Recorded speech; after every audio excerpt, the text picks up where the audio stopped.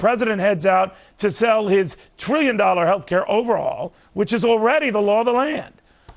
All this spending is ticking off my next guest. He's hoping voters send a message today, tonight, and later in November.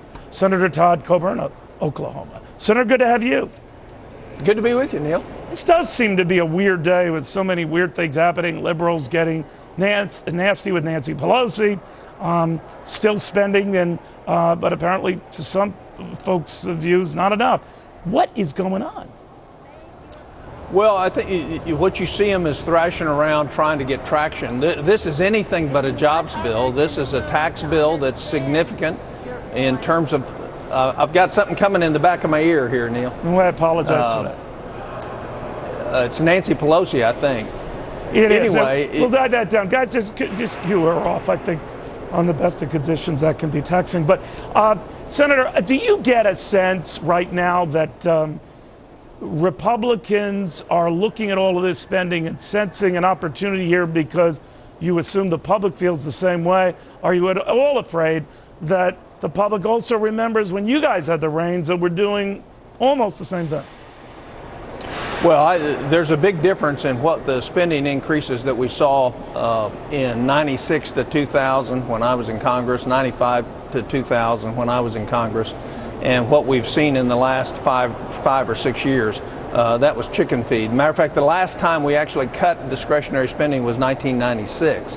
And the Republicans did that with Bill Clinton in the White House. So this idea of balanced power seems to work. I think the number one thing is American people have a whole lot more common sense than Washington.